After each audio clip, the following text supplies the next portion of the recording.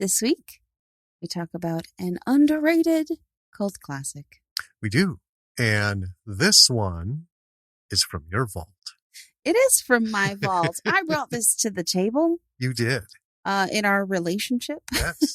Very early on. And I'm super glad you did, because this is another one that probably sailed under the radar for a lot of people. It is not a very well-known cult classic. It's one of the lesser culty films, I guess. Yeah, it's a tiny cult. Very small. And I'm sure there's a following. We talk about that in the episode. Yeah. You know, it deserves more. It does. It's wonderful. It is. And ever since, I mean, I've been, it's been in my mind. Oh, I know. I know. There's some tunes. It's all tunes. Yeah. It's a giant wavering tune. It's just a 90-minute tune. Yes. Is what it is.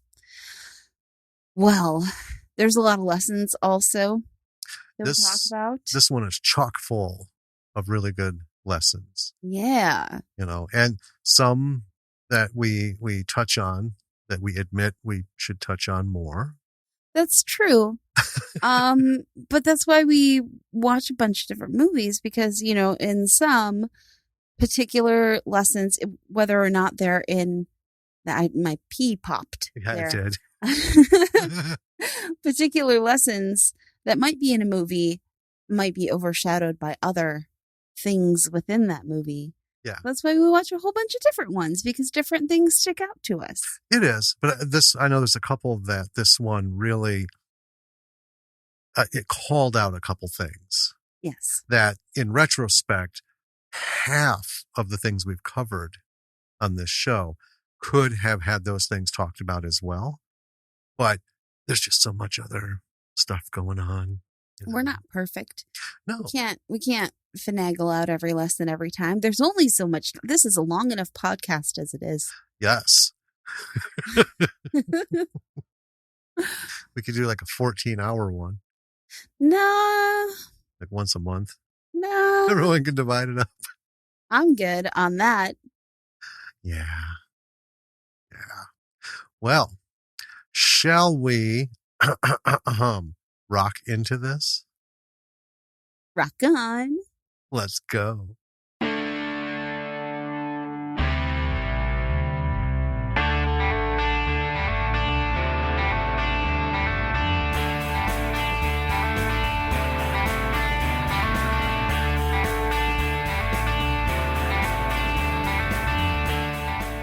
Hey, B-Siders. Welcome to another episode of Bravo for the B-Side. This is Jim. And this is your gentleman thief, Dani.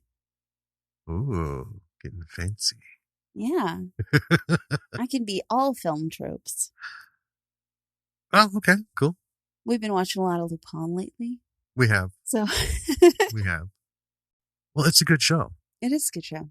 And, yeah. Taking it slow. Because once we're done, who knows if we'll ever see another season. Yeah, that's true. Well, that's kind of the thing with Netflix.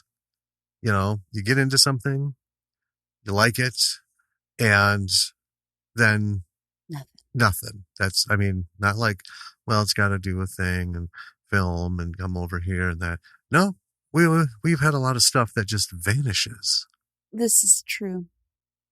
Which is why I usually wait for at least a second season of stuff. If it's like, ooh, that looks really interesting. Then I'll have 2 seasons to fuel me before they give up on it. Kind of thing. Yeah. Yeah. But yeah, if you like gentleman thief kind of stories, check out Lupin. Because it's cool. It is. It's fun too. Yeah. So, what do we have going on? Well, you want me to just jump right into it? Well, I don't know. I mean, what do we have going on this? Listen. What's been happening? I watched in full for the first time in my life a movie. You may have heard of it. It is called 2001: A Space Odyssey. It's not for lack of trying. Mm-hmm. You've fallen asleep a couple times. This is true. And Do you know why? Tell us. Because this movie is garbage. It's so boring. You know, so we bought it, and you asked me why we bought just after you finished it. Yeah. Why did you buy this? Yeah, because it's garbage. Well, it's well, here's the thing. And I know there's people who are going to disagree, and I don't care. They can disagree because this is my thing. So it's from my childhood. It was a huge thing. It was monstrously boring as a kid, but I loved the bits with Hal. Were you like, maybe I just don't get it? Maybe when I get older, and then you watch it when you were older, and you're like, nope, it's just boring. Oh, no, not at all. As a kid, I understood this is not great. I mean, this isn't even like slow burn. This is no burn. Yeah. This is like a slightly smoky pile of wet leaves and nothing kicks off. It's frustrating because, and we've talked about this, if that script were to be put out to a producer today, they would just throw it in the trash. Yeah. Like, there's no fucking plot. We have no idea why Hal's doing what he's doing. And that comes up like, well, now you can't even say near the end, more like in the middle, because the end is this long series of just super slow shit. They don't even actually explain why Hal does what he does. No, you have to watch 2010, which, came out 20 years later. Great. Almost, about 15. Anyway, we've talked about not doing things in real time. Yeah. There are moments when those fit in a script, right? Little bits and things. But I'm going to go out and I'm going to repair a module on the outside of my ship. We don't need to see that. It's like 11 solid minutes of. Yeah. And that right there was enough to just bore. And then it was funny because we were joking about it when we went out for a cigarette. We came back in. Well, he's like, "What are you talking about?" So we're talking about the movie, and I was doing the flight attendant walk. She's like, "Oh, you almost fell." I said, "Oh, no. This is how they do it." And I painfully, per the movie, stepped across her path. It took 12 solid minutes. She's just looking. I'm like, that hurt. But I wanted to make my point. Yeah, it's not a lot. I'll watch it 1,000 more times. I've seen it so many times. And then you forced me to listen while you read from the book, which is also garbage. Well, you wanted to know how it was different in the book. I said, well, it really wasn't.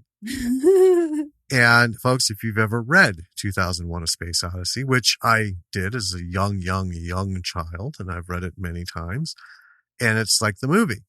There's certain parts that I like, and it's just part of that childhood thing. But it is shit. It's terrible.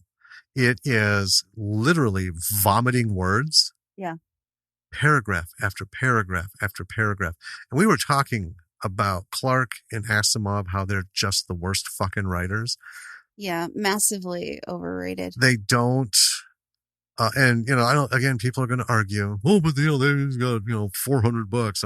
I don't give. There's plenty of people with $400 on Amazon. It's true. You read his page. I mean, nothing in there painted a picture. No. Right? They just throw random shit, and it's like pseudo psychobabble and just tech jargon, and it's like. It's like, look at all the new age hippie bullshit that I know. If they could, I believe they would have written their books in Latin to stick with that old, I'm smart and this is for smart people. And you know what? You picked the wrong audience, friend, because smart people read it and they're like, what in the holy hell? This is like my thesaurus software just fucking exploded. And just started throwing shit in my document, and there you go.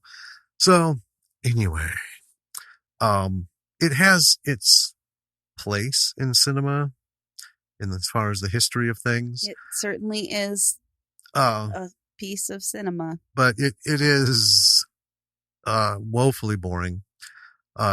Everything is gratuitous. I was determined to actually watch it through, and I nearly fell asleep several times. I know. It took me 2 days to watch this movie. I know. It was in bursts. Yeah. Yeah. Well, hey, you know what? Power to you. Thanks. Now, you know what I am talking about we've been talking about it and stuff. And it's like, I don't know how people went to the theater stoned or on acid and made it to the trippy part at the end. Because this bitch is 2.5 hours long. I had to take a nap. That is a nap. Shit. Slept through the first 4 showings. Anyone would, Yeah. That's a tough donkey to ride down the road, that one. Ooh, boy. So, well, that wasn't the greatest moment. We did some metal detecting. We did. Finally. And you found? I found a piece of French coinage from the 80s. A French nickel. Yeah. And a pair of earrings. Yeah, we did it at the Exciting beach. Stuff. Yeah, did it at the beach. A different beach. Yeah. We've done 2 beaches here. Well, we did the one today, but then the Tenny Park one, we only got part way. Yeah. We had to hit that when all the people were gone. They're not big beaches. No. They're very small. Yeah. The bigger one today was, you could roughly fit in a regulation size volleyball court. Roughly. Yeah. It'd be a little narrow. But anyway, yeah. So, a lot more junk. Yeah. But you find interesting stuff. You got earrings and you got a whole set of earrings and then 2 orphans. Oh, yeah, I did. I just got a bunch of crap. You got interesting stuff. You downplay your stuff. I got a nickel and 3 pennies, bunch of nails, ketchup packet that was almost a foot down. That weird thing that looks, it looks like one of those little key tabs that you break off a can of sardines. You stick the foil in the clip and then you roll it around. Mm-hmm. Yeah, that was, I think, my most interesting one. Yeah. I don't know how to open a can of sardines. I opened them, but I know I'm aware of what those key things look like. I opened one once because my grandfather used to eat them, and I always bugged him. Hey, do you want some sardines? Hey, you want some sardines? Oh, because you wanted to open it? Oh, I thought it was the greatest fucking thing ever. I just loved that. Oh, because it was the shape of a sardine can. Is weird. Well, there was just nothing else like it. It's rounded corners and it's almost rectangular, but it's just so orderly. Twist, twist, twist. You get around, the lid comes off just so, and they're all in there. They smell like shit to me, but yeah, I was always happy to open a can of sardines. If you want some, I'll open them for you. I don't. All right. In other news, Midge started school. Yeah, finally. Yeah. Last week. Shortly after we recorded our 100th episode. Yeah. Yep. And so far they're still going. Mm-hmm. That's like a day-to-day thing. Yeah. So by the time this airs, they might not be. I don't know. Yeah. We'll see in 2 weeks when this pops out how it's going. Yeah. But yeah, we're just playing it by ear, watching things. She's digging it. Mm-hmm. They're not doing it where the teachers rotate rooms. The kids get up and go to, like they normally do in middle school, go from room to room, different classes. She's all about it. Yeah. All about it, which is good. That's true. But yeah, we'll see. And we also started trying this meal kit delivery service. There are a lot of them, and I don't want to name names. Right. I guess. But we tried one of them. It's all right. Well, there was one miss. I have had strong opinions about this whole meal in a box thing. But we thought we'd give it a shot because as of late, and folks, you probably are running into this too. We make a list. We make our dinner menu, our meal menus for the week. Mm-hmm. And then that is what, obviously guides what goes on the list.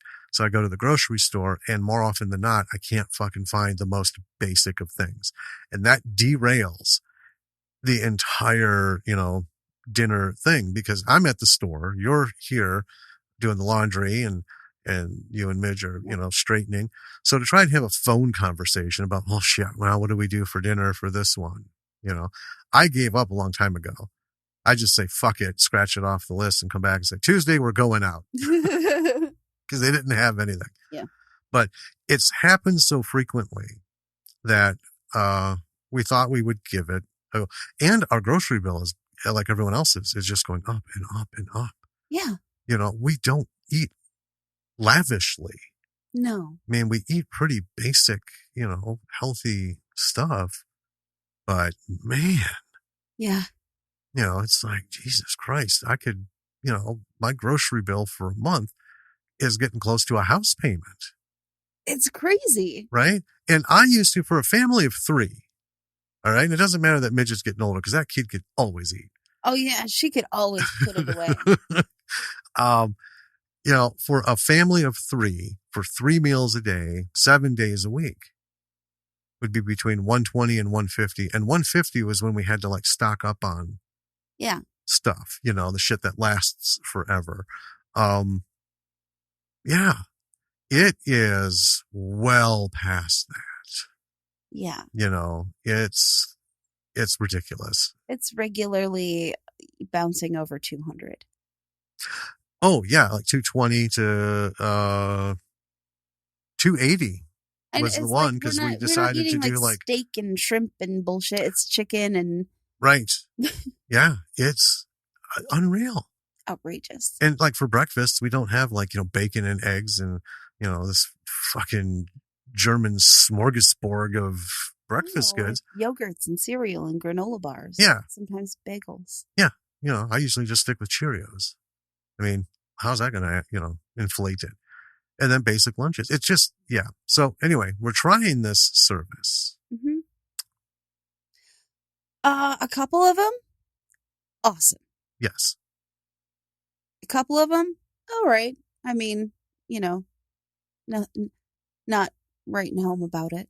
But there was one that was a big old miss. Yeah.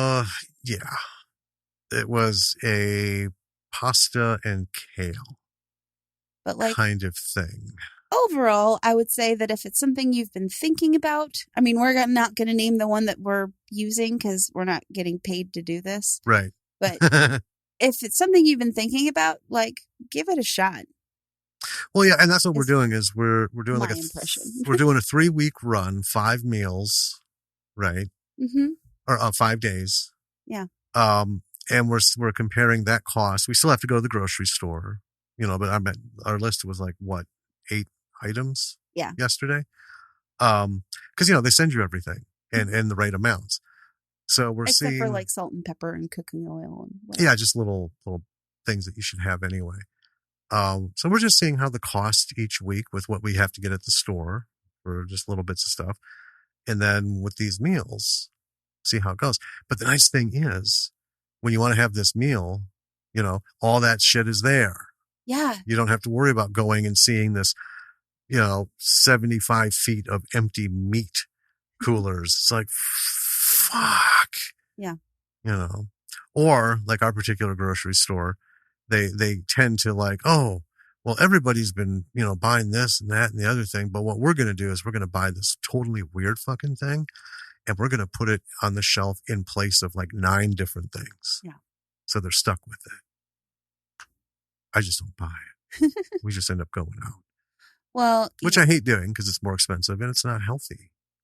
This is true. I mean, we usually every other week we would treat ourselves, for D&D. Mm-hmm. Usually pizza, because that's kind of a staple. But we split it up. Yeah, we split it up.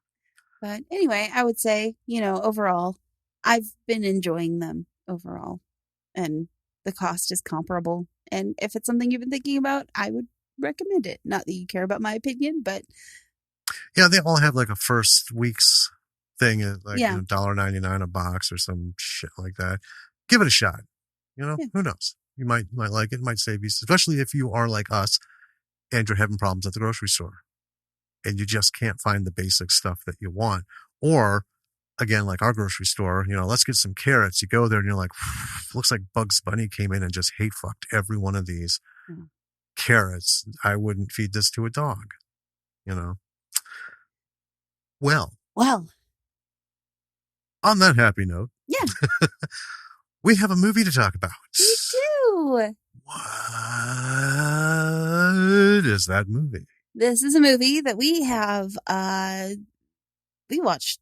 I watched it before we were together, and we've watched it several times.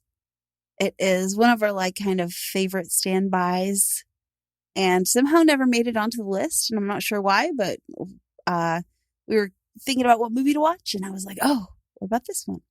Because I've been looking at our movies a lot lately for stuff to watch instead of streaming service stuff. I don't know why. Anyway, this movie is called Repo, the Genetic Opera. Yes.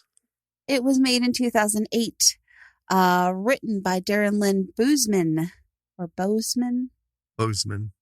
Written by, oh no, my laptop fell asleep. Stand by. Written by Darren Smith and Terrence Zunich. Okay. Starring Alexa Penavega, Paul Sorvino, Anthony Head, Sarah Brightman, and Terrence Zidnik.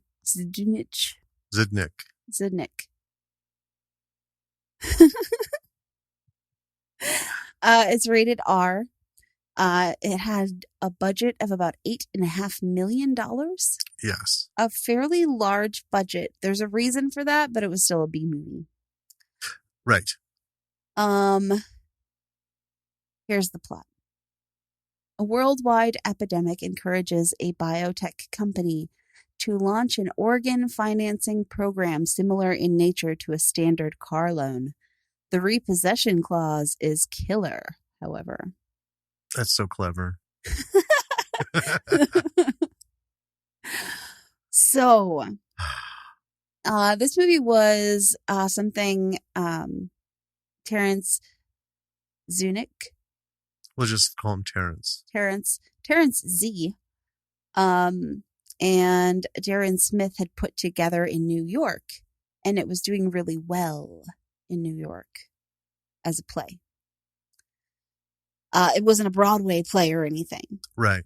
Well, let's clarify. Sure. Because it's not not a play. Not a play. It's a rock opera. It's a rock opera. Yes. And that is a massive difference, and it has accolades completely not shared with a play. Right. Fair enough. Yeah. It is something else, this movie. Well, and the people in it, even at daily rates. Yeah. Right? That's where that $8.5 million budget comes in. Because these are heavy hitters. Yeah, they're pretty big names.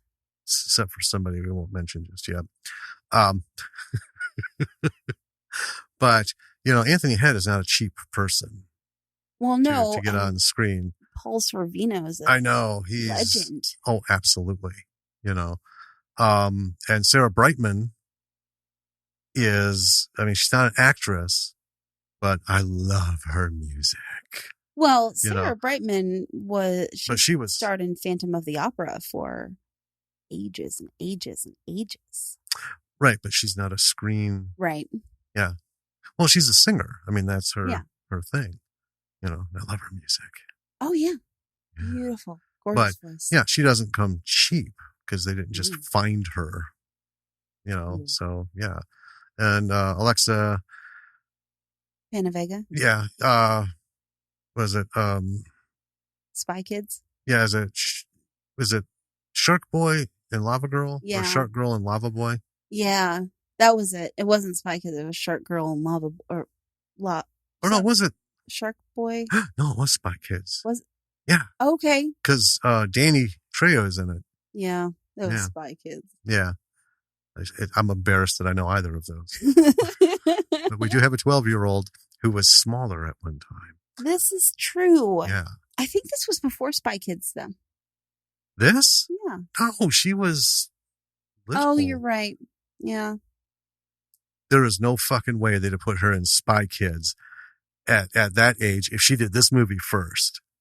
They're like Disney. They don't want anything associated with an actor that will, dampen the purity of, Yeah. Anyway. So, rock opera. Not a lot of those. I mean, the most famous one before this was Tommy by The Who. Sure. Rock opera. Rocky Horror Picture Show is not a rock opera. It is a musical. Rock operas are tough to pull off. They are. Almost all dialogue is sung, and it's not like a song. It's not rhymed, right? Not everything is rhyming. They just, if it's a one-liner, they'll, somehow get it out, and like that. But you also have to have a musical presence like almost every fucking second of the film. Yes. And that's what it is. And this one rocks it, man. These guys kicked ass. I would have loved to have seen this on a stage. But yeah, we've seen this many, many times.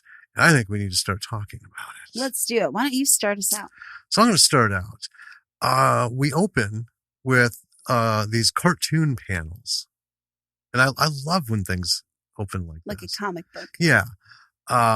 Explaining that in the future, people's organs are failing at a spectacular rate. And then this company, GeneCo, makes it easy for people to get transplants, right? They've got all kinds of stuff going.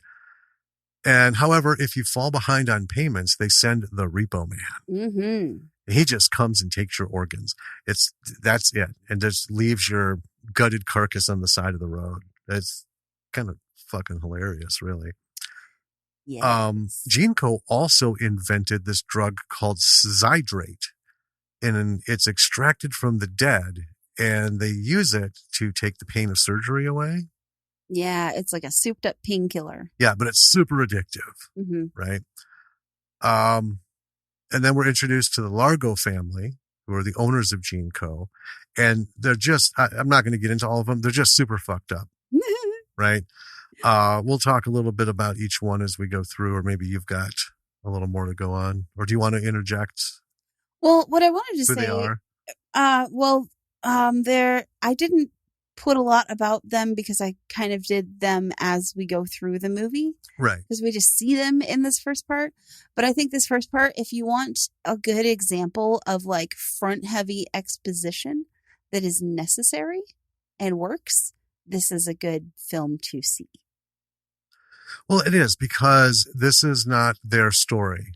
Right. They're part of the story, but Pavi is like the most fucked up one. Pavi's extremely fucked up, yes. He wears people's faces. Yeah, he's got little clips on the sides of his face, like near his scalp. Yeah. And he switches out his face all the way down by his ears. Mm-hmm. Yeah. He switches out his face when he feels like it, and he's got these faces that he attaches to the clips that he wears over his own face. It is fucked up. I think it looks awesome. It does look awesome, but yeah. So getting a little bit of that, understanding these guys, because there's two brothers and a sister, and knowing a little bit about them. Because really, like I said, it's not their movie. They're just in it.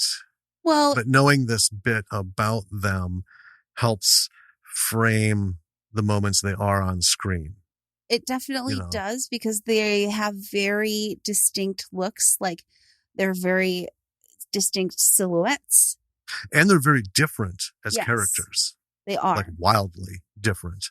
But it's also important that the movie tells us all of this stuff right up front with this very, this like front heavy backstory exposition of this world. Because once you're in this world, they don't wait for you to catch up. Like, you need to know that this is how the world operates. The world of this movie operates this way. This is a roller coaster. It's like a roller coaster, like a thrill ride roller coaster through a fun house. Mm-hmm. Once you pull that fucking bar down and strap that seatbelt and buckle it, you either see it or you don't, because it just starts whipping you through. And if you miss it, it's your own goddamn fault. Yeah. Got to keep your eyes open. And until it comes to an end, there is no breath-catching moments, which is kind of awesome. So yeah, they're completely fucked up. And we get this first, well, it's not the first song, because there's a character, Grave Robber. We're introduced to him. The Grave Robber. And he kind of gives us a little narrative as the comic things are going, but it's not a full-blown song.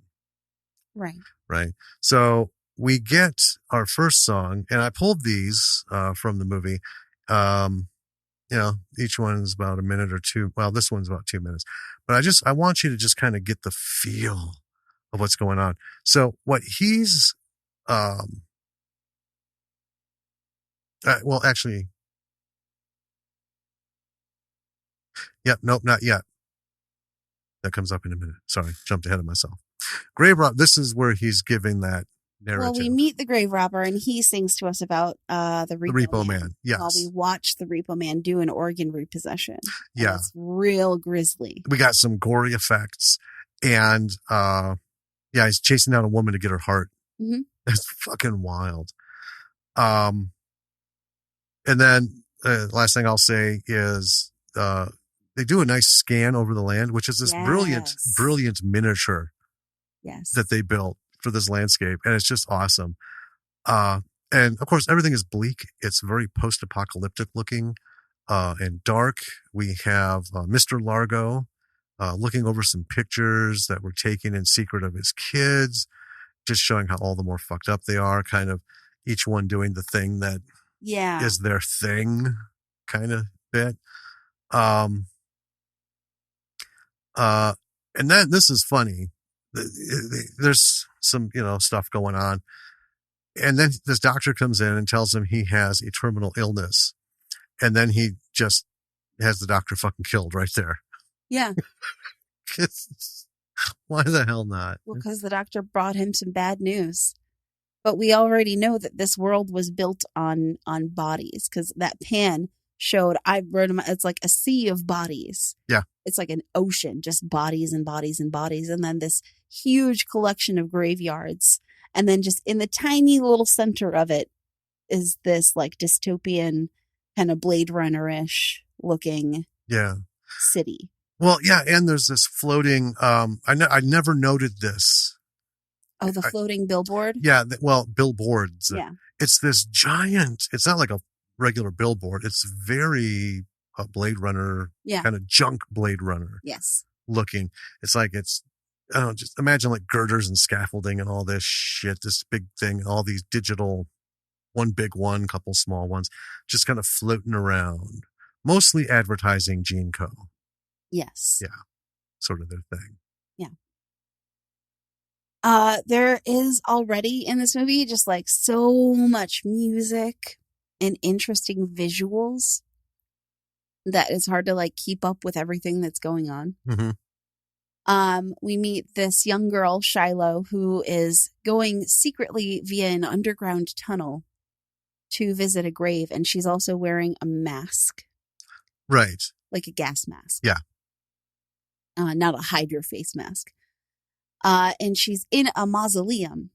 And there's a little glowing bug. So she's trying to catch it. And it ends up going outside of the mausoleum. And she goes out to try and catch the bug. And suddenly there's like guards everywhere. There's lights going up. And she's not supposed to be there. Right. Well, because, as it said in the beginning, zydrate comes from the human body. Mm-hmm. So, yeah, they don't want people like Grave Robber sneaking into cemeteries, digging up bodies and... Yeah. Yeah. So she's trying to hide from the guards, and the Grave Robber is there. And he is singing about how the city was built on the dead while he is indeed harvesting some zydrate. He is. Should we hear his song? Sure. So this is what he explains to us. Industrialization Civilization has crippled the globe. Enjoy gene codes, day and nighttime formulas of Zydrate. Nature failed as technology spread. Ask a Gintern if Zydrate is right for you. And in this wake, a market erected. Buying Zydrate from an unlicensed source is illegal. An entire city built on top of the dead. And you can finance your bones and your kidneys. For every market, a sub-market grows. But best you be punctual with making your payments. Lest it be you on the concrete below. It's quick. It's clean. It's pure. It could change your life. Rest assured. It's the 21st century. Pure. And it's my job to steal and rob.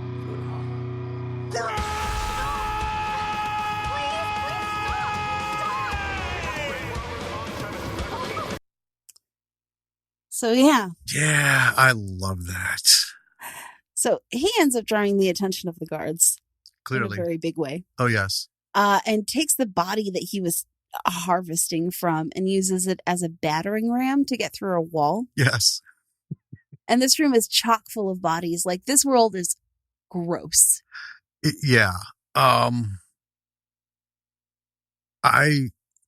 When you watch this, you think, if I were in that circumstance, why would I go through all this to get a fucking organ and live this life of fear and this and that? For what? Because it is filthy. Is disgusting. You know what it reminded me of? I was thinking about it. Deadwood. Oh, sure. Right? The frontier town, how it's just fucking, we're up and coming town. No. And that's why it has that post-apocalyptic look, because it's just like everybody let everything go to shit. But yeah, as they go into this room, there's more bodies being dumped in like landfill style. Yeah. As they're making their way through. And the guards grab Shiloh and pull her back through the wall. And then as they're like surrounding her, the Repo man comes in and he starts pushing the guards away. Yeah. And then we see Shiloh in a house, and she's in a like 4-poster bed that's kind of like this bubble boy situation. Yeah, there's all kinds of stuff like IV carts and monitors and everything. Mm-hmm. And she doesn't have any hair now, so it turns out her hair was a wig. Right. So her father is there, played by Anthony Head, and he's telling her that she imagined all of that because she's going on about, she forgot to take her medication. Yes. So she was hallucinating. Mm-hmm. That's what he said. Yeah. And then we get Anthony Head singing. Yeah. So his character is Nathan. Yes. Right. We learn a couple things. We learn that she suffers from the same blood disease that killed her mom. Mm-hmm. That's what he's saying. Right. Yeah. Her mom died giving birth to her. Yeah. And that we did learn that he tried to cure his wife. Right. And he's trying to cure Shiloh. Right. He's working on it. But his cure made her go into labor. Yeah. Yeah. So that's kind of how this, and he has all this guilt. But yeah, then we get in Anthony Head singing. Oh, so good. Folks, if you've watched Buffy the Vampire Slayer and you remember the musical episode. Once more with feeling. I felt like I had just been punched in the brainstem. I remember the first time I watched that, I was like, is this really happening? Exactly, right? Because first of all, I don't like musicals. Yeah. I'm like, oh, are they doing this? And then when he started singing, because everyone else, you can tell they had their coaching and they, did a fair to middling. But I'm like, what is this? Yeah. What is this? I think everyone in the world collectively was like, Anthony Head? What? So he breaks into a number, and I've got some of it, and this piece goes from a very subtle to a more amped. I mean, it covers a pretty good range. We want to share this because he is so good at this.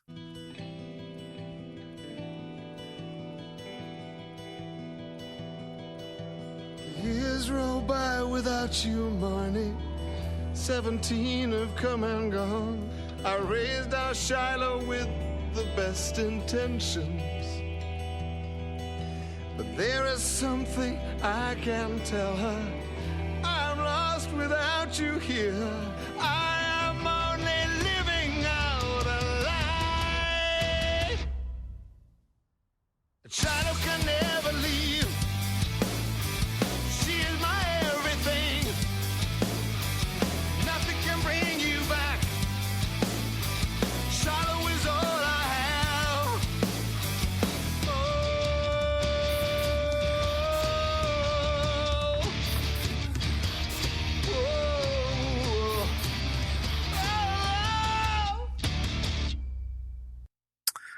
I want to watch it again. I get goosebumps when I listen to him. And that covers the reason I like this one the best is because that's not just a musical number, but he's like delivering lines, and that's the thing with a rock opera. Mm-hmm. You're delivering lines, in some sort of songish way, because there's like some parts later where he just is like, yeah, and it's not going to be on an album. No, but it's fun to watch. Oh, it's fun to watch, and they just do a really good job with it. Yeah. So, yeah, she's all he has. Yes. Right. And then we learn he has a secret because after this bit, this most ungrateful job.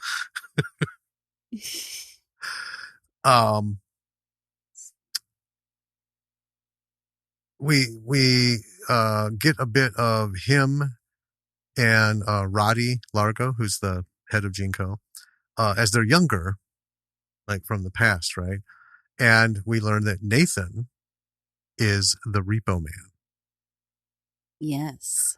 We get a bit with the Largo kids, and I just put Jesus Christ. Well, they're all surgery addicts in different ways. Yes. And all of them are addicted to Zydrate. None more than Amber Sweet. Right. Or Amber. Well, they're addicted to, yeah. But she changed her name to Sweet. But yeah, she's one of them. Well, it's like Luigi and Pavi singing out this pissing contest and being crass about how great they are. Oh my God. I don't even want to get into that. Yeah. It's a pretty brutal song. Luigi, he's nasty. He's the nastiest of them. Yeah. Yeah. Jesus Christ. Then we get introduced to Blind Mag. And that's Sarah Brightman's character. As Shiloh's watching TV and, there's a spot on Blind Mag's doing a performance at the Genetic Opera. And then Roddy sends her a message to meet him at her mother's tomb. A few things happen, but then Shiloh sneaks out, gets there. And it turns out that Roddy also loved Nathan's wife and was pissed that she chose Nathan over him. Yes. So out of anger, he snuck some basically poisonous shit into Nathan's lab. And that's what caused everything. And then his wife to die.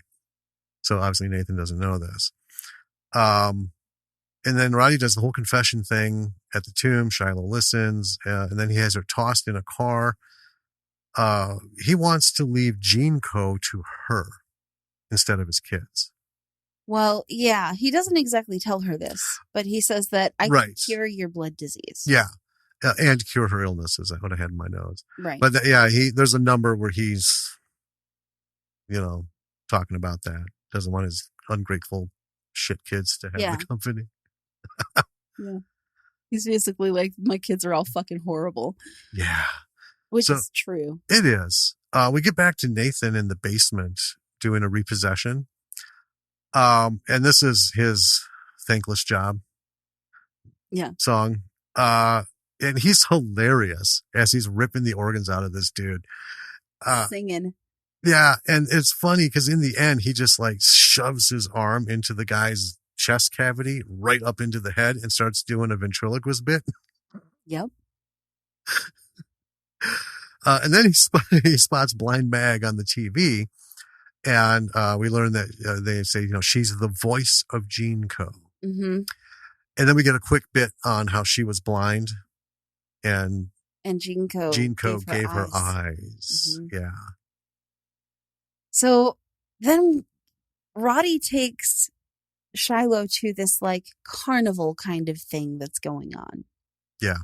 And it's like the I don't know. It's like for the pre-party for the Genetic Opera, which is in a day or two. Well, they announced they were opening up the streets to some sort of festival, old Italian style. Not really carnival. Kind of like a marketplace, right? Where there's entertainment and stuff. Yeah, and little. It's like a little festival, pop-up bodegas and whatever. And all the Largo kids are there. And this is the first time we meet Amber Sweet, because we've met Pavi and we've met Luigi. Right. And we meet Amber Sweet, and she is played by Paris Hilton. I was just going to say, this is the worst part of the film, is Paris Hilton's presence. You're so... Thankfully, it's not much, but there's a big payoff. I'm going to leave that completely to you. But I just wanted to warn everybody that Paris Hilton's in it, because there are people who have a visceral hatred of her. I don't have a visceral hatred. She's just the worst kind of human being. Okay. I genuinely don't know a whole lot about Paris Hilton, like as far as her personal life goes, except that she has money and is famous somehow. Hilton Hotels Empire. Yeah. Yeah. Well, it's clear that she's having fun. Yeah. Playing this role. Yeah.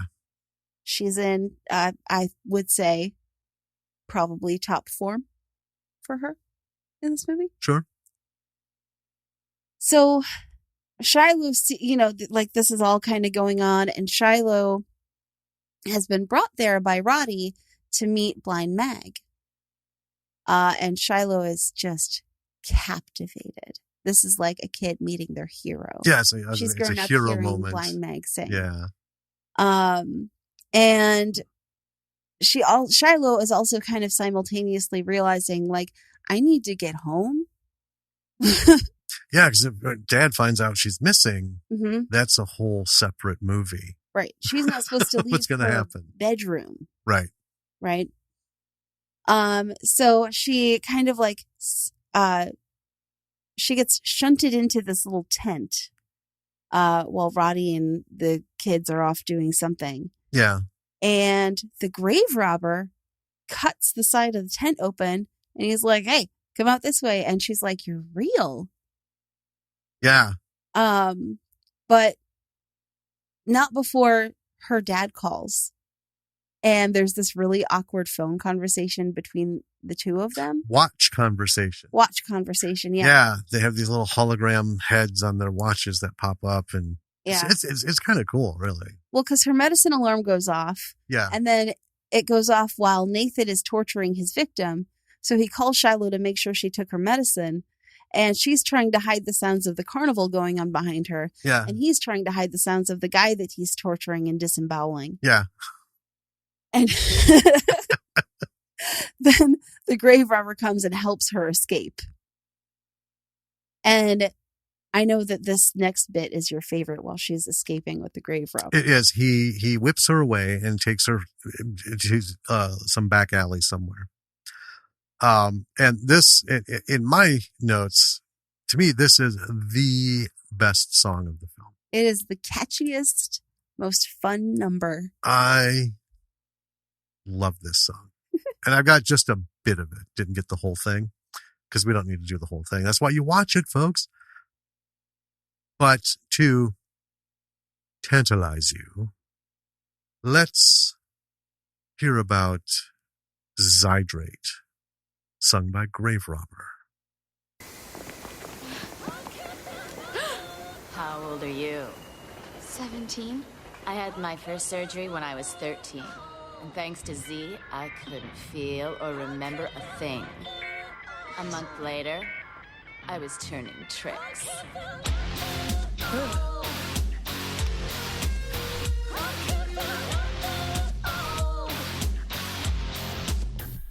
Drug market, supermarket.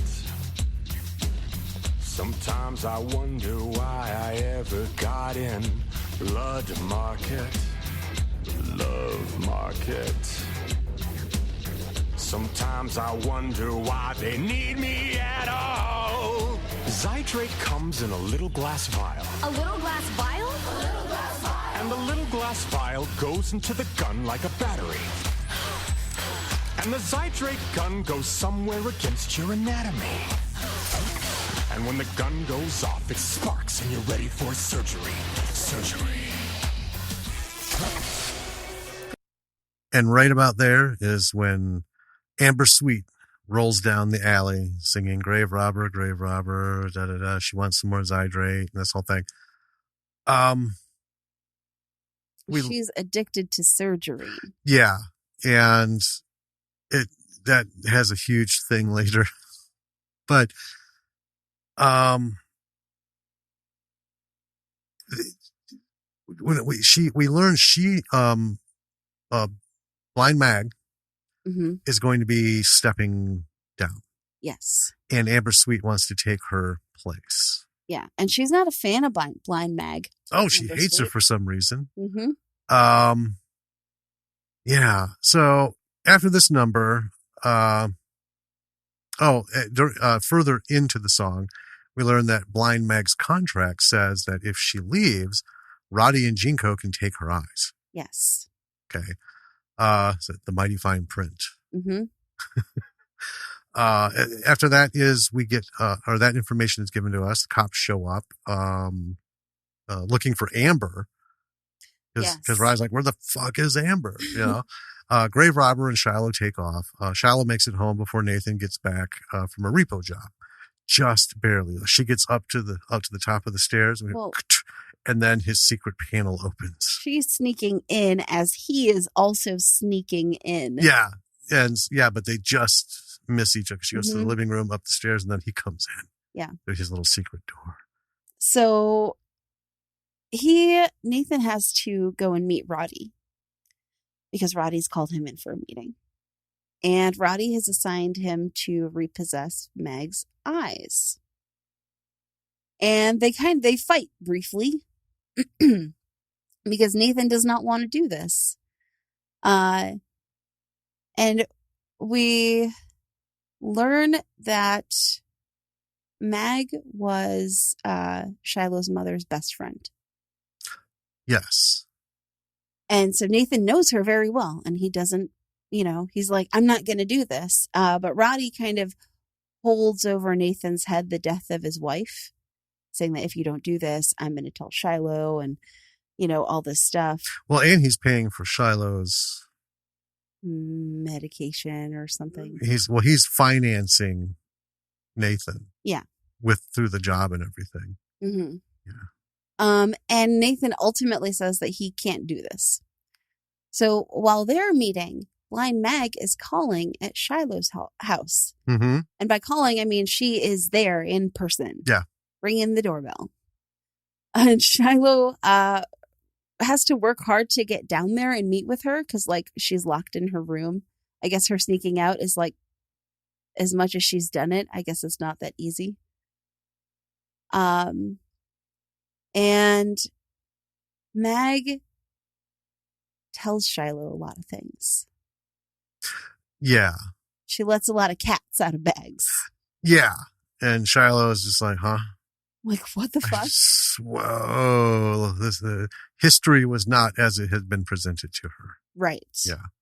Yeah. So Shiloh is kind of reeling while Mag is this like, oh my God, Sarah Brightman's just stunning in this movie. She's just this full, beautiful aesthetic. Yes. Of magnificence. And it goes along with her musical number that she sings as this, like, the musical number is her conversation with Shiloh. Right.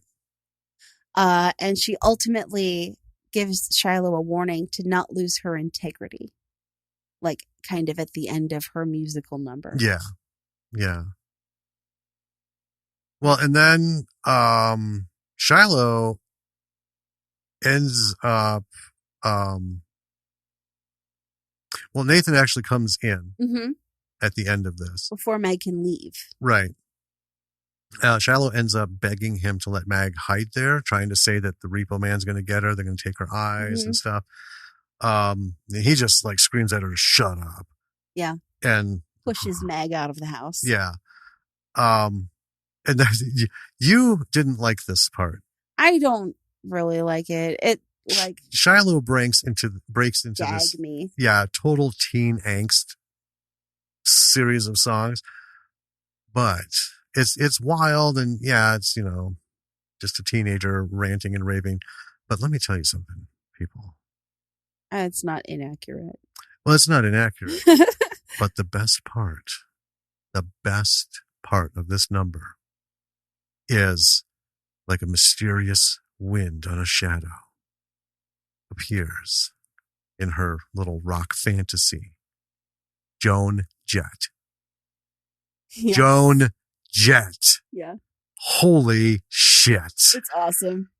And just as non-celebratory arrival, you know, as it was, she's gone. Yeah.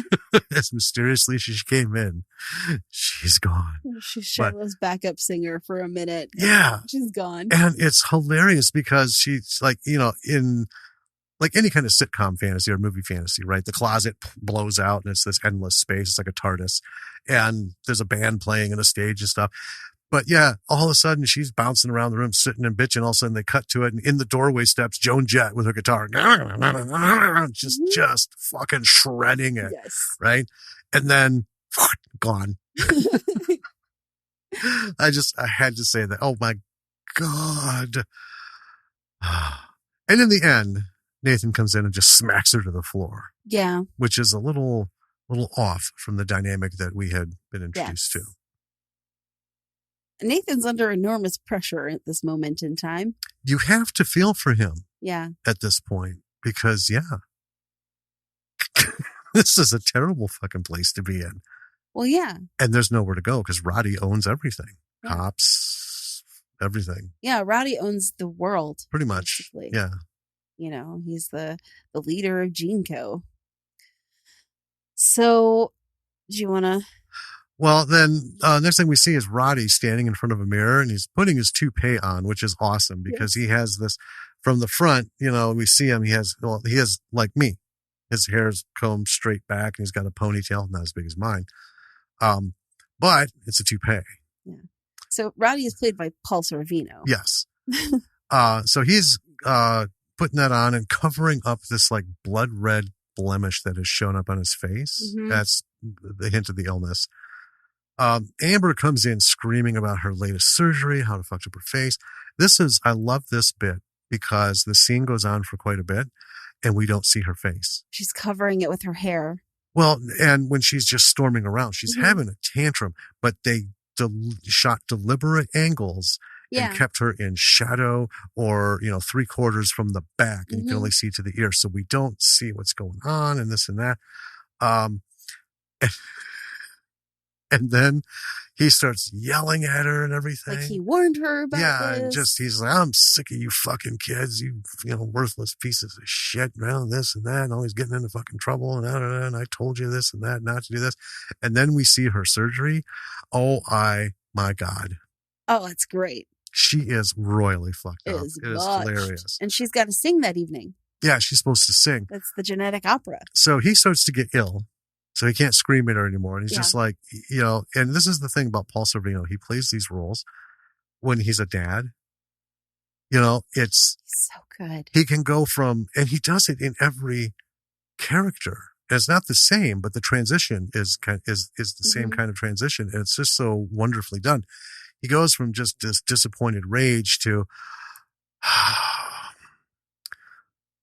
I'll have my surgeon fix up your face so you can sing tonight. Mm-hmm. Right. She's like, thank you, Daddy, and runs off. Yeah. So he signs his will, or he puts some information in his will. Well, yeah, this whole encounter has left him super bitter, and he's decided that none of his children are worthy of his inheritance. Oh God. So, then Roddy's men try to ambush Nathan in his basement, to kill him. Mm-hmm. Shiloh looks out the window, sees a message from Roddy telling her to get into, on one of the floating billboards, telling her to get into the car that's out front. Nathan kills the guys, goes upstairs. She's gone. He's suiting up. He's going to Mag's opera, and you can just tell shit is going to go down. Yeah, he swears to save Shiloh and make Roddy pay. Yeah. He is out for blood. And he's the Repo Man. So we know. Oh, yeah. He's adept at things involving blood. Yeah, and he's fairly badass. Yeah. All the way around. Oh, yeah, he is. Now, Anthony Head's not a little dude. No. I mean, he's not, Schwarzenegger or, right. The Rock, but, he's a solidly built guy. He is. He is not somebody you would just go up to and expect, I'm going to come out of this okay if I really get him going. Right. Yeah. So then we have the number that I think is called At the Opera Tonight. And it is this really lovely. Can I just sure. preface that quick? Yeah. So we have some prep stuff. There's a lot of stuff that goes on. We don't need to get into it. But one of the things that I really noted was we do see Amber had her face fixed. Yes. Because it looks just like, Paris Hilton. But from midway from the forehead to her scalp falls down. Yeah. It falls down while she's putting makeup on. And she's trying to press it. And we see her, peeling it back up and pressing on it. Mm-hmm. And I was like, anyway. Yeah. Okay. So it's this really, I think this is a really good job of setting up the climax of the film because it cuts between Shiloh and Nathan and Roddy and Mag and Amber and the grave robber and all of the things that they're doing to prepare for this evening, which is important to them all in different ways. Right. Right. Except that grave, I don't know why this evening is important to him, except that he is narrating and he's like, the winner of this blood feud is going to take Jinko, essentially. Right. I think it matters to him because he is kind of our storyteller. Well, I think it matters to him too, because if somebody else takes over Jinko, if Shiloh were to take over Jinko, it would become a very different company than what the kids would make it. Right. The kids would make it more of a monstrosity than it is. Mm-hmm. Right. So, is it going to become harder for him to do his thing? Is it going to become, more profitable to do his thing? Or are they going to run the company into the ground? Because without Jinko, he doesn't have a business. Because people take Zydrate not just to get high or, for like a painkiller. Surgery. But surgery is the addiction. And, I got to remember, this all started because people's organs were failing. They don't get into it. It's just like some global pandemic of organ failure. But then it became fashionable. Like, ooh, I just got new kidneys. Yeah. The rich would get highly into. Yeah. I can drink anything I want. Yeah. And that actually, so they do all these kind of cut shots of all the different characters. Ooh, I booped it. I booped the mic. There it is. And I think that, like, you know, we've gone through this whole film and all these wonderful musical numbers, and this piece at the opera tonight is a really excellent. I just think it's a really excellent piece of the film, and I think it's important to, like, the feel and the tone of the film that they did it this way, because we know this is where shit's all going down. This is the high of this roller coaster. Yes. That we've been on. We've entered the corkscrew, and now shit's just going to go wild. So you know to, like, buckle up. Yep. So we have Roddy and Pavi and Luigi walking down through the crowd at the Genetic Opera in the theater. And the opera crowd is all testifying about what GeneCo has done for them. And it's all of this, like, totally unimportant bullshit. It is. It's funny. It is funny. It's sad and funny. Yes. Yeah. And Roddy tells Shiloh that, well, actually, he doesn't tell her in person. He has her brought there and dumps her in a room with a pre-recorded message that he did for her. Yeah. I don't think you understand what it is to take someone to an opera and schmooze them. Whatever. Well, but anyway. In his message, he says that in order for her to get her cure, she needs to help him take down the Repo Man. And he brought her here as bait to lure him in. Why? I'm not sure, but... Oh, he's got, some weird thing. He's gotten out of control. Crazy or something. Which would give pause even to a 17-year-old girl. I would think. You know, wait a minute. He's got this pseudo psychopath. He's your enforcer, man. That has been working for you, and now he's fucking off the leash. And you are using me as, what is your fucking problem? So essentially, he's like, you got to take down this Repo Man, and then I'll give you your cure. This is your test. You got to have some metal. Meanwhile, we have one of the best moments of the film. Yes. Do you want to talk about it?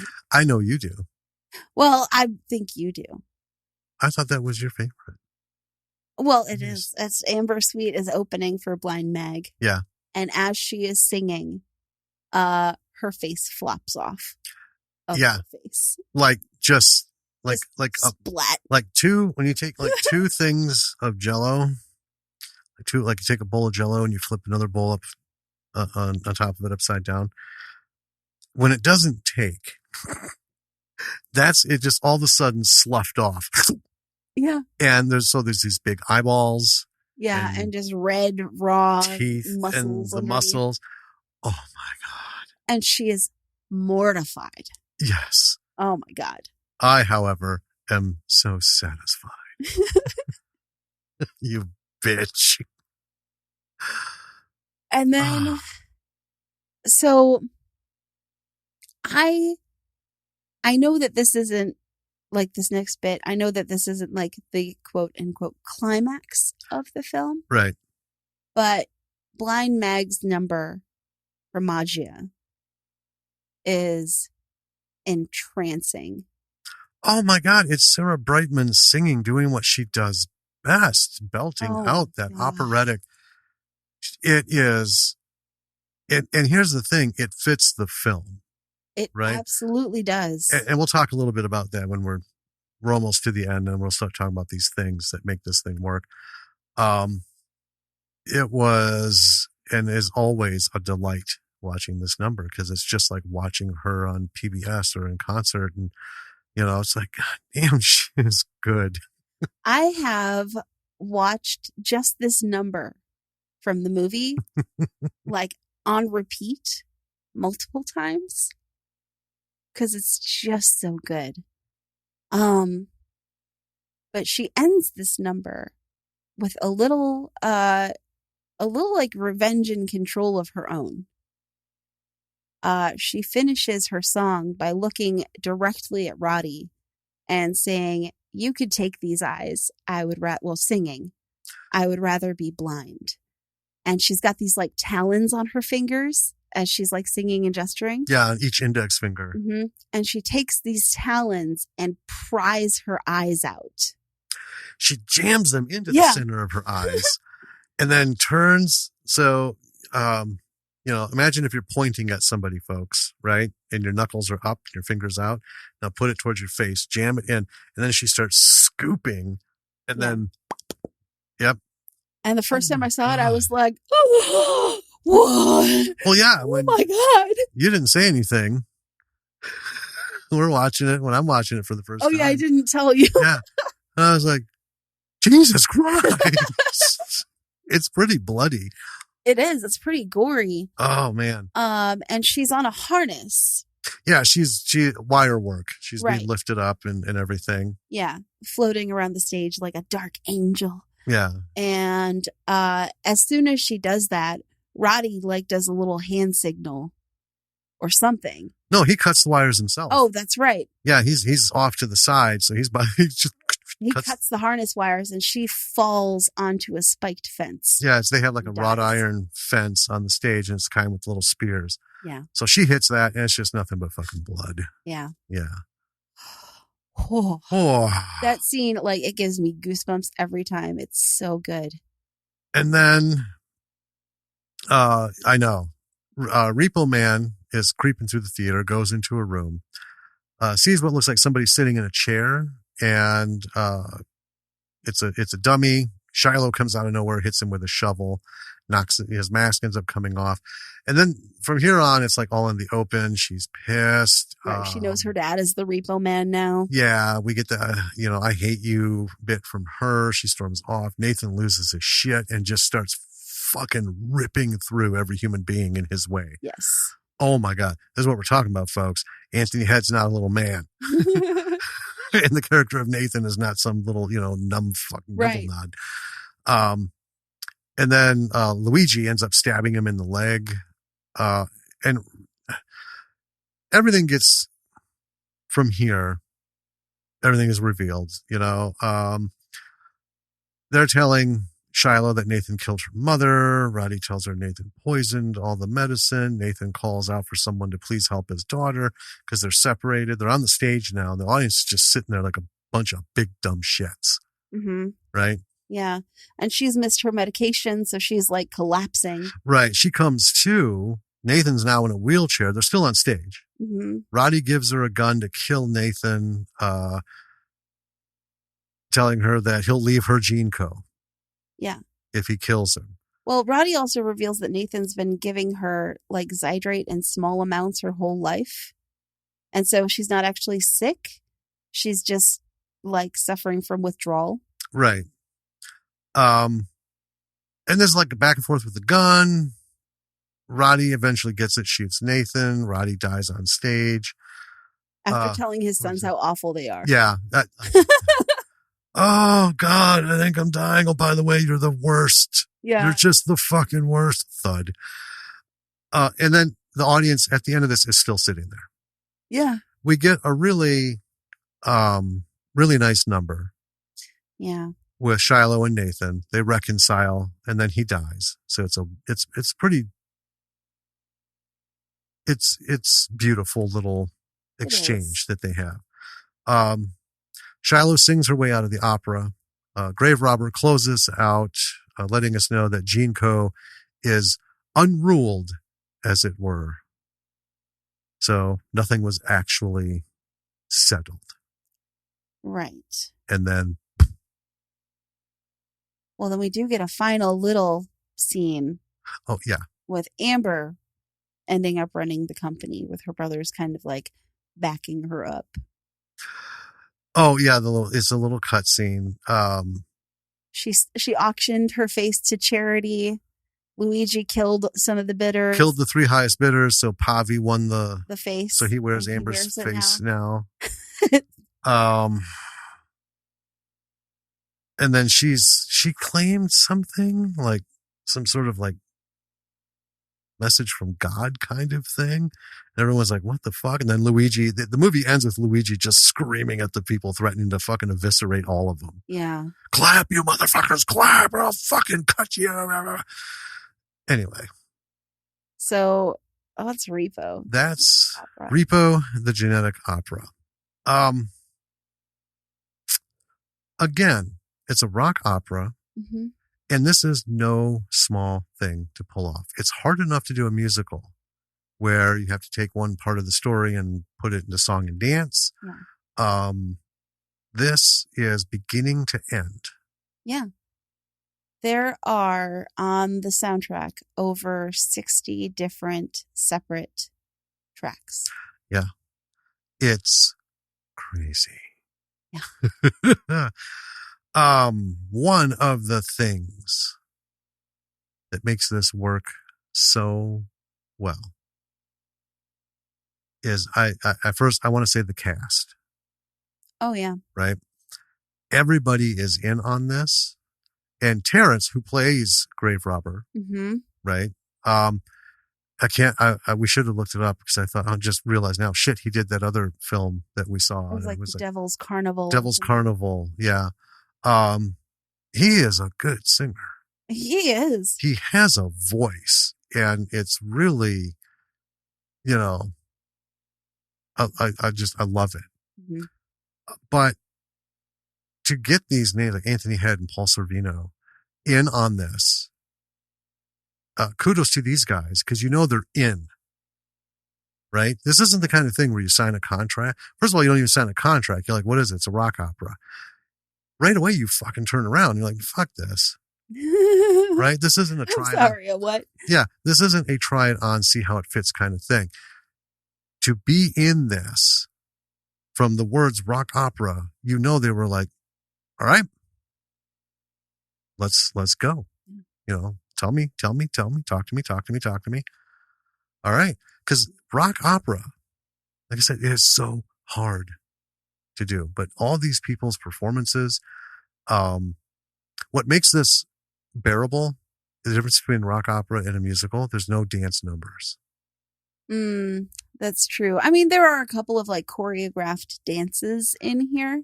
Yeah, but they're just they're sort in the of background. Yeah, kind of thing. But yeah, it's not this whole dun, dun, dun, dun, dun, dun, dun, dun, dun, dun, dun, which wouldn't work all the way through a film. In a musical, it works. Yeah. But I think just everyone involved was the right shade of cool to do this. I never realized. I don't think I ever saw Paul Sorvino sing before I saw this movie. I saw him sing in an interview. He is excellent. Well, I remember I can't remember who was interviewing him. I don't think it was Oprah, but it was someone big. They're like, I've talked to so many people and they say you have this magnificent, lovely singing voice. He is a good fucking singer. He is. Oh man. Yeah. But I would never have in a million years imagined Paul Sorvino would be in a rock opera. No. And I'm not going to go on a big tangent, but that's like, that's on me. Yeah. And well, it's like typecasting. Oh, it is. Right. And, you can see how quickly shit can get poisoned in Hollywood and people only, can only do this one thing. And then when that thing's not available, they can only do the one thing because they're only allowed to do that one thing. And then when it goes away, they fade away from us, it's sad. It's sad because he kicked ass. He's got pipes. Hell yeah. And he just, carried his weight through the whole movie like he does in everything else. Yeah. It's wonderful. Yeah, it's like watching royalty, watching Paul Sorvino. So they bookend this movie with a bit of a comic book outro also. Yes. And I think that's really nice, especially kind of the bringing it in and kind of coming full circle. Well, and it shows up a couple times through. Yeah. For little like cutout exposition. Yeah. We don't get a narration. No. It's just words and pictures, which is cool. And it does fit the aesthetic of the whole movie. Yeah. It works really well. I want to say this movie does a lot of cutaway exposition. And I don't think that's a bad thing. I think this movie is a really good example of how you can do lots of like a heavy amount of cutaway exposition and do it really well. It is tough to pull off. It is. And they succeeded. Mm-hmm. And here's the thing. Every one of those little panels of exposition would have been like 2 solid minutes of a scene. Yes. So we would have had almost like, I think it was like 22 to 26 minutes of just useless cinematic chewing up the scenery bullshit. Mm-hmm. A picture and a couple words, done. Yeah. I wasn't wanting. They had a lot of stuff to do, and they chose a very creative way to show that. Mm-hmm. So I'm not saying you have to like pop up comic book panels in the middle of your movie if it doesn't make sense to do that. And in fact, don't willy-nilly do that. I would go ahead and say don't ever do it unless you open with it. That's the thing. It opened that way like it was we're in a graphic novel. Yeah. And what helped those work is the way this was shot. So the color and everything is really weird. It is really weird. It's super non-standard. It's not like, somewhat off color balancing. It's deliberately like blown out. There's a lot of like very blue heavy. It is very graphic novel-esque, mm-hmm. right? When they get into that like dreamscape stuff. So the illustrations are fuzzy. You miss some of the fine definition here and there. The skin tones are stark. Yeah, it's a super high contrast. High key lighting going on, and it fits. So when those panels show up, you feel it's like it hasn't been switched on. Yeah, you're not pulled out of the movie and shoved into something else. It's very natural, Yeah, it's going, and they do this sometimes in graphic novels. The main part of the novel will be drawn one way, mm-hmm. and they'll have these little respites in the story, and a page or two will be in a slightly different format. Like we're going from third person to first person. Right. Right. And then back to third person. Yeah. Yeah. Works well. Yeah. So, I mean, I guess what I'm saying is like, if you are in a situation, I think as a rule, lots of exposition is never a good idea. But there are situations, and this movie is a definite example of one of those situations where you need a lot of that. Mm-hmm. Otherwise, where the story isn't going to make sense. You know where it's also worked? There have been some films we've seen where the exposition is when they break the fourth wall. Mm-hmm. And that's almost always what that's about. Oh, yeah. Right? Like, there's a scene going on, and then, someone will say something like, oh, I'm sure he'll call. He's just running late. And then they'll look to the screen. Well, it's because he's, fucking the stewardess that he, right. Again for the this and that. Boom. Okay. Yeah. We didn't need a whole scene. We didn't need a whole, 5 more pages of script. Bam. Done and done. Yeah. Those things can work. Yeah. But we've also talked about the dangers of, breaking the fourth wall. If that's not what the movie's actually about, don't do it. Yeah. It's funny in Deadpool. Well, he doesn't really break that to tell us anything useful. He just does it because it's funny. Well, that's what I'm saying. Yeah. But anyway, those panels were well done. Yes. I want to talk about the music. Talk about the music. From beginning to end, it rocks. Literally. Ha ha ha ha ha. You're so funny. Well, it rocks in the way that when you compose, think about like Star Wars, right? So John Williams had to come up with this music for this kind of movie that he knew nothing about. And when someone like that scores for a film, they have to tell the story of the film through their composition. Right. Right.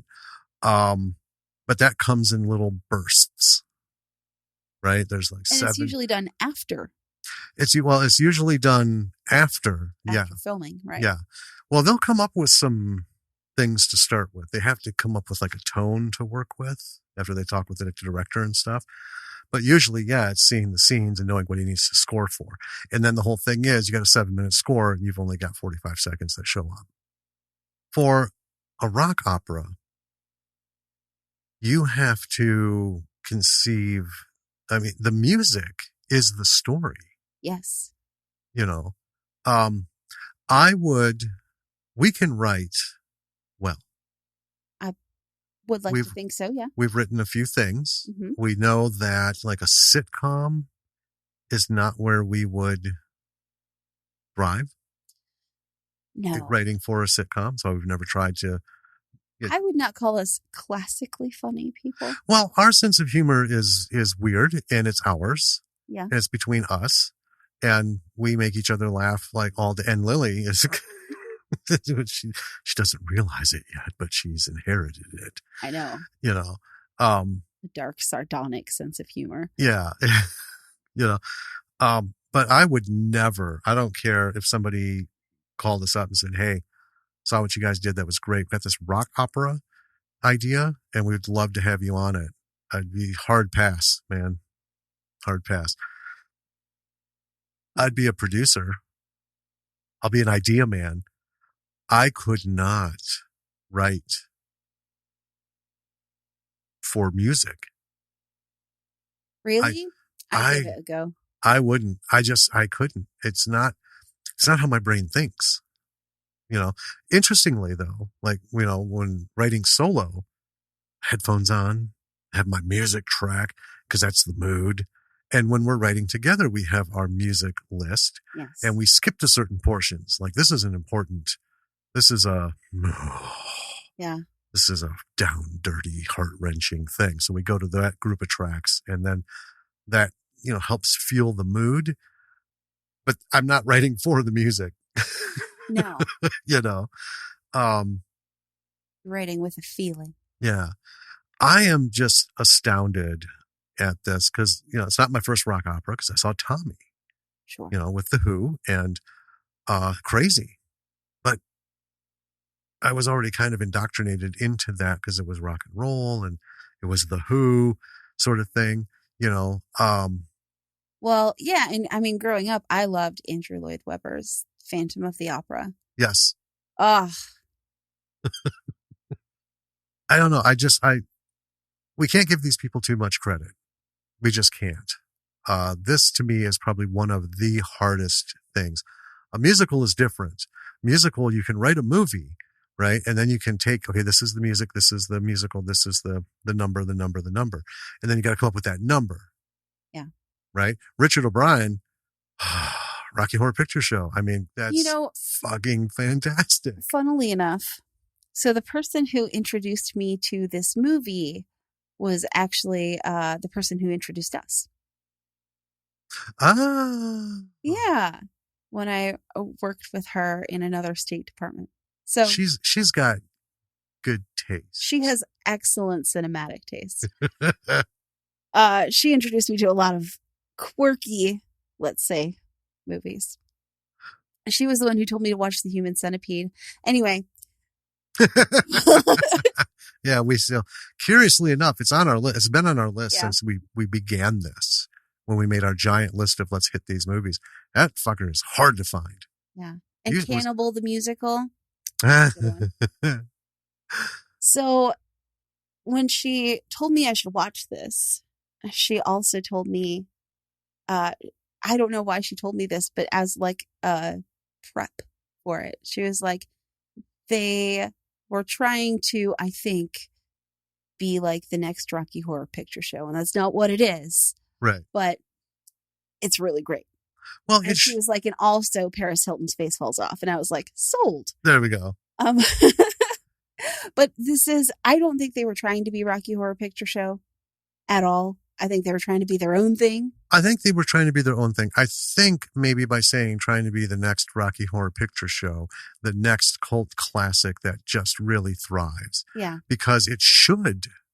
This is a fun movie. And for the folks listening, because we give out the lessons, the number one lesson in this is make your own world. Yeah. Right?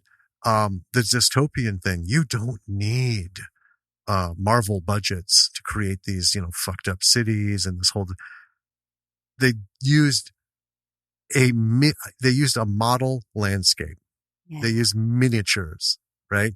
We see that, and that's the most we see of this world. Mm-hmm. That overhead, pretend drone. This is way before drones.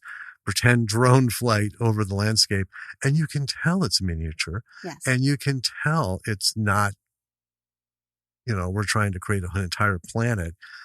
You see what you see, and then just the sets are gorgeous. They are. They're stunning. $8.5 million went a long way in this film. And it's really weird because the sets, they are beautiful, but they do this wonderful thing with the lighting, like we were talking about earlier, where it's weird. Yes. But they make it feel like this whole world has like if I were to be dumped in this world, I wouldn't want to touch anything. Right. Because I'd be like, this all has a film of yuck over it. Yes. I'm sure if I were to shine a black light in here, it would be just a Pollock, Jackson Pollock everywhere. Yeah. Of I don't even know what. I don't want to touch anything. Just fistfuls of shit.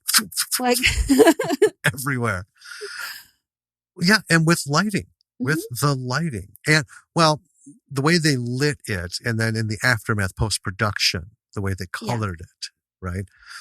This is a perfect example of how that magic post-production shit, if you have it in your head, that is what you can achieve.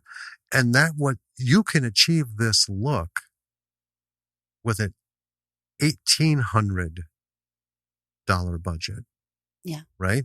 Because the post-production, if you know how to work your LUTs and everything, you can create this world where you don't have to design these fanciful sets that have that yuck, right, like all over, and that's just maintenance and more practical effects and set dressers and shit you got to pay for or do it yourself. With this, it's more of a feel. It's a feel, and they succeed because we do see very little of this world. We see the overshot. We see in the graveyard, it's only a couple tombs. We see that giant room, right, which is full of bodies. We see Shiloh's house. Yeah, the house, the basement, a couple like alley shots, which anyone can do. The Zydrate number. Yeah. In an alley, the Italian market. Yeah. And then the opera. Well, and some parts of Genco. Yeah, random rooms, really. Yeah. I mean, that's kind of the thing is you don't ever know where when Nathan's running through there, you don't know where the fuck he is in conjunction to wherever. In terms of the opera house, or is he in Genco? What the fuck is this guy? I don't know. He's just tearing shit up. Right. Yeah. It's really, this is the art of filmmaking. This is creating something that physically cannot exist. Mm-hmm. And it's something that, filmmakers, you can do. I mean, hell, I can do it. I've got all the stuff. I've been playing with stuff left and right. It takes a lot of practice. Well, it does. I mean, I'm not going to compare myself. I can say I'm going to go sit with Silas Dahl and, help him post his movie that he's shooting. Fuck no, but it's that accessible. Yeah. It's just that accessible. And you get some shit for free to make it work. You can, pay $50, $99 and get a bunch of stuff that's already done up. And then you can alter it to your, liking. It's really important. And that's one of the things about this movie is it's stunning. Yeah. From one scene to the next. Never loses that flavor. There's never a moment of clarity. We don't do that 30s bullshit where, the women are all fuzzy and out of focus to be soft and feminine, and the men are in focus at a weird angle, show their jawline. Yeah. No, it's wonderful. The lighting, I just can't, it makes colors do things. It's wild. That just fit. Mm-hmm. This is a very successful, very seamless integration of all of the things in post-production and production. To get this, you have to start with a set that's going to give you something. You have to start with the costumes that have to give you something to work with. I was going to talk about the costumes. Please do. Because everyone in this movie, so there is, I mean, it's its own world, Yes. right? But they do such a wonderful job with the costumes of like each person has their own style that is completely and utterly unique to them, right? Shiloh is the kind of like she's dressed like a little Madeline doll, Yes. right? Yes. Okay, so can I just interrupt you quick? Yeah. You know what actually made me think of Shiloh? So, folks, the 3rd season of What We Do in the Shadows is out. It's happening. Oh yeah, it is. It is, and great. it's as good as the first 2 so far. We've seen the first 2 episodes, and God, it's been so long we've been waiting for this. But Nadia has that doll that's also her, and looking at that doll, I couldn't help but think, Jesus Christ, that looks like Shiloh. Yeah, pasty, because she is. She's super pasty, and yeah, she does look like a doll. And then Nathan, as the father figure, has very like he wears like sweaters and like dad sweaters. It's a is Bruce. what I call them. It's a Bruce Wayne effect. Sure. Yeah. Right, because he's the Repo Man. Yeah. That outfit, I don't know he how. looks like Mr. Rogers. Not in that outfit. Well, no, not in the Repo Man outfit, but in his like dad outfit. Yeah, he's like a respected doctor, and he's a father, and he's doing what's best, and he's trying to cure his daughter, and he lives a life of certain levels of manners and this kind of thing. But then he gets into the Repo Man outfit, and not only does he he slicks his hair back, right? Yeah, it's an inner transformation, as he puts that. It's the Bruce Wayne thing. See, when Bruce Wayne becomes Batman, he's a whole different person from top to bottom, and that's Repo Man. Because there's something that he's like, rip your fucking intestines out. Oh, Nathan, come on, man. Yeah. But it's an awesome change. And I mean, every other character has their own looks that they kind of bring to the table. Grave Robber is always going to be my favorite. Oh, he's very cool. I love that fucking getup. Yeah. Oh my God. Like that create these, even if you don't see them fully on, like if you saw them behind a curtain, you would know distinctly who each character is. Yes. Which is so hard to do. It is, but they do an excellent, and there are a couple moments where we see silhouettes. Yes. And there's no mistaking who is what. Yeah. Again, brilliant planning, the director and the AD and the costumer. Costuming. Yeah. Yeah. Oh man. You don't get to talk about costuming a lot in, normal, like modern day movies, because most people just wear normal clothes. They have like a style, but you wouldn't be able to. Right. I mean, unless it's something like James Bond. Right. Where, what brand of ridiculously outpriced, overpriced tuxedo they're going to stick him in to make him have that look. Yeah. And like the one, Sony, everything they did, you could see it was, we get it. It's a fucking Sony cell phone. Right. Right. Where are they now? Anyway, the whole, that's just it. Yeah, you don't get costuming credits. But in every film, somebody is coming up with everyone's costumes, which are how they dress for their character, in the scenes. Something we probably should talk a little more about from time to time. I think so. Because they deserve a lot of credit. Yeah. And just like everything else, you can look at a movie, and we've talked about it. We've looked at each other and like, who the fuck was in charge of costumes for this? Who was the wardrobe coordinator? Because Christ almighty, this is awful. It's something that often goes overlooked. Yes. and occasionally, can go south real in a bad way Mm-hmm. and ruin a movie.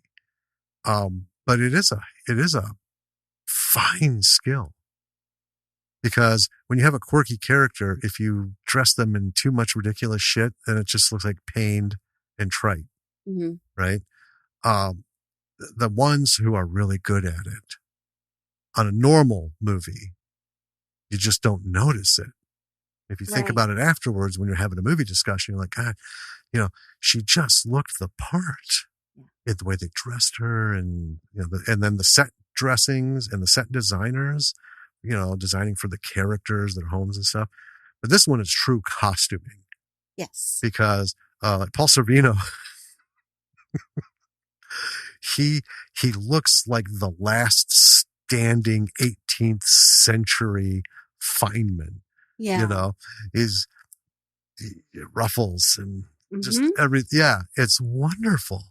They brilliantly matched everything to these types of characters, which is, again, why I would love to have seen this on stage.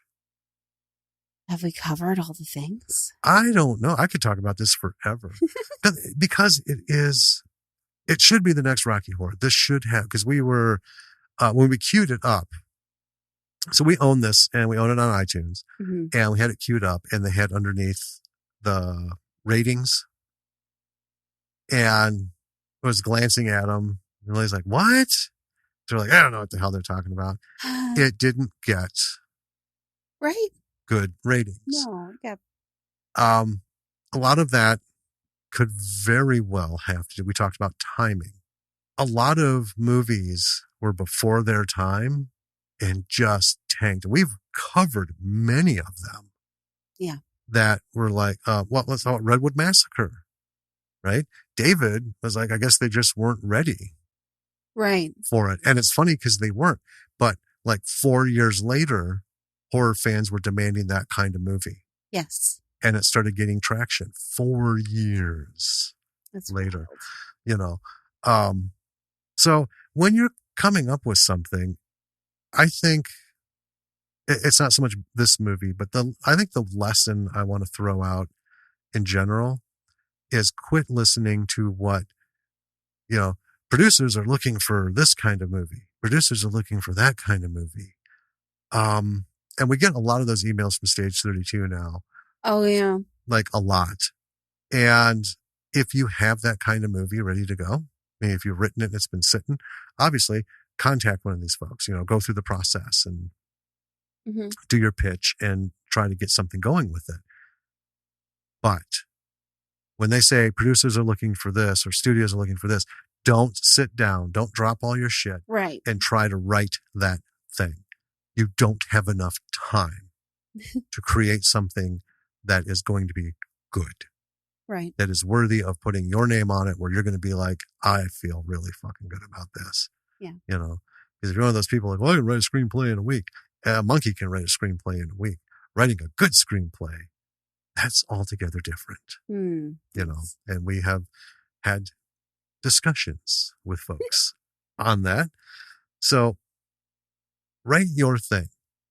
Come up with your thing. Make it. Make your world. Write what's in your heart. And don't let your creativity stop on the page. Yeah. Right? Or as a director, don't let it stop with how you can frame it and film it and stuff. Think of how you can take a world and make it yet another world. The use of color and post coloring is like singular in this realm. It is. It is. And, again, I'm going to say it, I don't know how many times before we're done.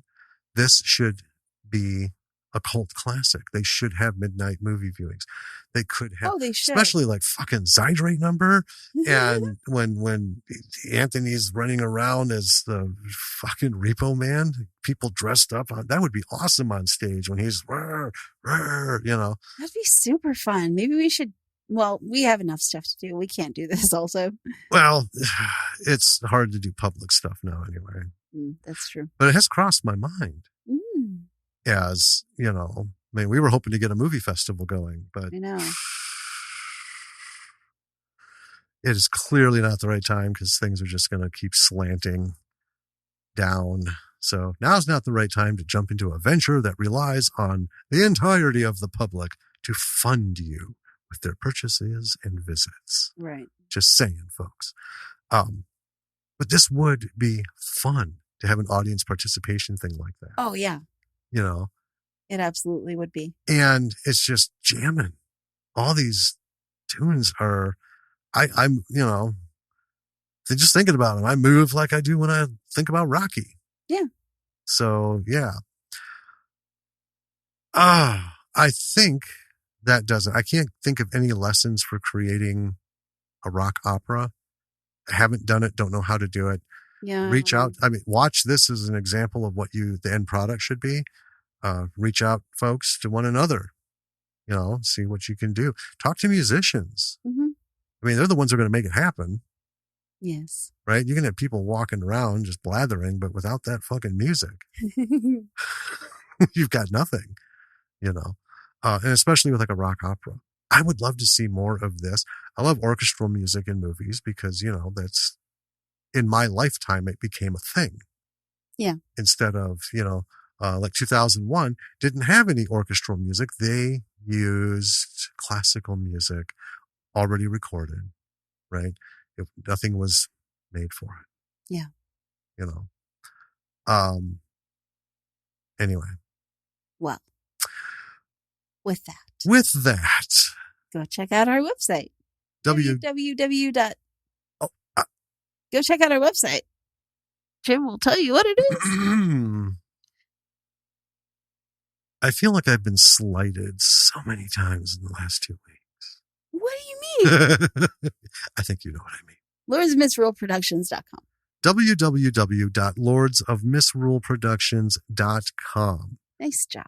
Everything is on there. All of the links to the platforms that we are on. As we, you know, do more, they'll show up there. Links to our social media, our merchandise page, our Patreon page, our blog, of course, obviously all the episodes. Yeah. You know. This is our 101st episode. If you missed our 100th episode, which was really lots of fun, please go listen to it because I'm extremely proud of that episode. I think we had a lot of fun and we talked about a lot of really cool stuff. We had some cool guests who sent in some thoughts. The whole thing is about movies that have shaped us or influenced us. And Lily sat in and gave us, she was our guest star, our guest host. And then we had some past guests send us some recordings it was a lot of fun talking about things. Very, very nostalgic in a sense. Oh, yeah. Yeah. And while you're out there checking our social media links, check out the people we're following, the people following us. They are creatives like you. They are podcasters like us. And they're just people who are neither of those things, but people all the same. Who are cool. Yeah. You know, see what they're doing. Make some connections. That's what this is all about. You know, make a kick-ass rock musical and send it to us. Or rock opera. Yeah. So we need more rock operas in our lives. Need more rock opera. Yeah. Got a fever. I knew where you were going. I know you did. All right. Until next time. Until next time, B-siders. Stay safe. Get vaccinated. Wear a mask. Follow the rules. You know you weren't going to get away from this without me bitching about it. Right? Don't be a dickbag. Yep. Just grow up and get it done. Right? So until next week. This is your gentleman thief, Dani. And this is still just Jim. Bye. Bye.